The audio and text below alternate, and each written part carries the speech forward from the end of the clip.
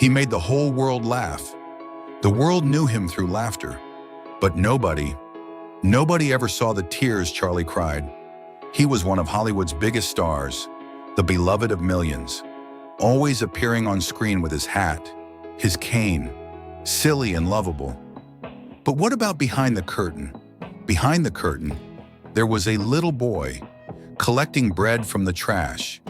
And in this video, we are going to tell you the untold story of Charlie Chaplin, the one nobody talks about. Not money, but hunger. Not fame, but abandonment. Not laughter, but silent screams. Are you ready? London. The London of that era was nothing like the London we know today. It was a foggy, dirty, merciless city. While the rich lived in their palaces, the poor were dying in the streets. And in one of the darkest corners of this city, in a neighborhood called Walworth, a little boy named Charles Spencer Chaplin came into this world.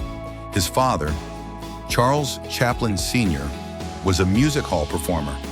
He had a beautiful voice, he shined on stage. But at home, he was a very different man. A man addicted to alcohol, irresponsible, always looking for a way to run. His mother, Hannah, was the complete opposite. Elegant, talented, a woman with a voice. She sang on stage, performed in small theaters, doing everything she could to provide for her family.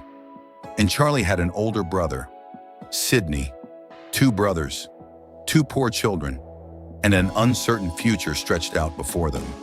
Charlie was only 5 years old. That day, his mother was on stage, singing, but suddenly, her voice gave out. Her words stopped making sense. The audience laughed at first, then they started booing.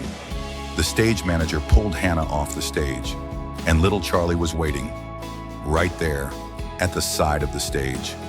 The stage manager made a split-second decision and pushed little Charlie out onto the stage. "Go on, son. You take it from here." A 5-year-old child, alone, standing under the lights. And Charlie started singing, made them laugh, and got a standing applause. That night, Charlie Chaplin's destiny changed forever, but his mother Hannah's destiny changed too, just in a very different direction. As the years passed, Hannah's mental health began to fall apart. Hunger, exhaustion, loneliness were eating her alive from the inside. Little by little, she began losing her grip on reality. Neighbors started calling her crazy, and then one day, government officials showed up at the door. Hannah Chaplin was taken to a mental institution, and Charlie and Sidney were left alone on the streets. Nobody wanted the 2 brothers. The government sent them to one of the most frightening institutions in all of London, the Hanwell Poor Law School. Anyone who hears that name today would be shocked. Back then, a poorhouse was like a living hell for children. Beating kids in the name of discipline was completely normal. There was never enough food, diseases were spreading, and worst of all, brothers were being separated from each other. Charlie and Sidney were placed in different wards. Little Charlie cried every night. He asked for his brother. He asked for his mother. Nobody answered. But in that place, Charlie learned something that would stay with him forever. You didn't need to be strong to survive. You needed to be smart. If you could make people laugh, they treated you better. Years passed. His father gave himself even more to the bottle, and at just 37 years old, he died of cirrhosis. Charlie was only 12 years old. He had no father, and his mother wasn't there either. Sidney was a little older so he could find work here and there. But Charlie was on the streets. He lived in the poorest neighborhoods of London. He sold newspapers, shined shoes, held doors at theaters, played small roles on stage, and sometimes he went days without eating. Back then, Charlie's greatest luxury was stale bread and a bowl of soup. But something happened on those streets. Charlie started watching people, drunks, beggars, the elderly, children. He watched them all, how they walked, how they talked, how they suffered. And years later, all of those observations made it onto the screen. The tramp, that lovable, poor, little man with a cane, was actually Charlie's own childhood. At just 13 years old, still a child, Charlie joined a theater group. He took small roles, performed in comedy scenes, and in every single performance, people noticed something. There was something about this kid. He could make people laugh without saying a single word. Just the way he walked, just the way he looked, just the way he stood there. One of the most important names in the theater world at that time, Fred Karno, noticed young Charlie. He joined Karno's company, went on tour, traveled across England, and then made his way to America, New York. When Charlie Chaplin set foot on American soil for the very first time, he had almost no money in his pocket, but there was something in his eyes. Hunger. Not the hunger he once knew. This time, it was a hunger for success. Keystone Studios. Charlie shot his very first film, and in that film, for the very first time, he put on that costume, an oversized coat, a tiny hat, a cane, and that walk.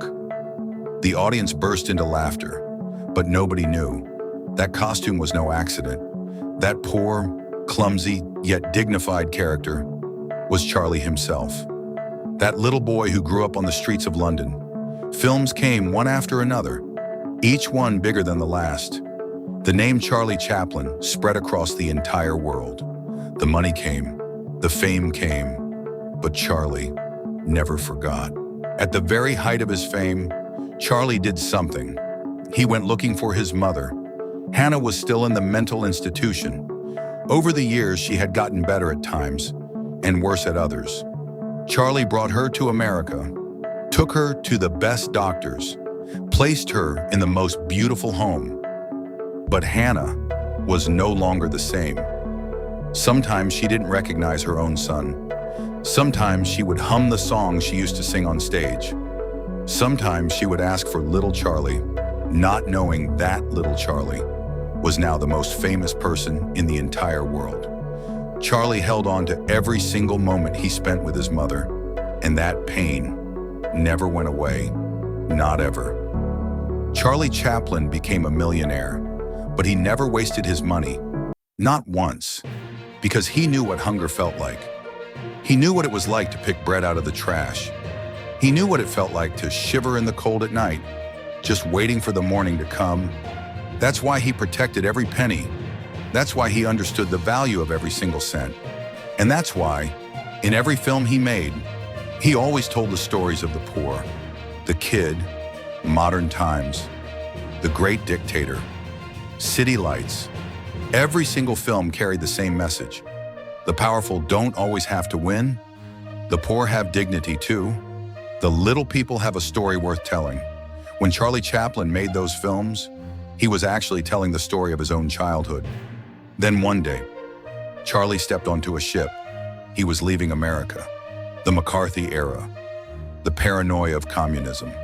And Charlie, with his idea, his films, his words, had become a target. He was banned from returning to America. He was thrown out of the country he had lived in for decades. He settled in Switzerland, lived quietly, and kept making films. But during those years of exile, Charlie said something. I have always been an outsider in London, in Hollywood. No matter where a person goes, they always remain a stranger. December 25th, Christmas Day, Charlie Chaplin closed his eyes for the last time. At the age of 88, the world said goodbye to him with laughter. But behind that laughing face, there was a little boy who collected bread from the trash. There was a son who held his mother's hand. There was a young man trying to survive on the streets. Charlie Chaplin taught the world this. The deepest pain gives birth to the greatest art, and the one who makes everyone laugh is most often the one who cries the most. Thank you for watching. If Charlie's story moved you, share it, because this story must never be forgotten.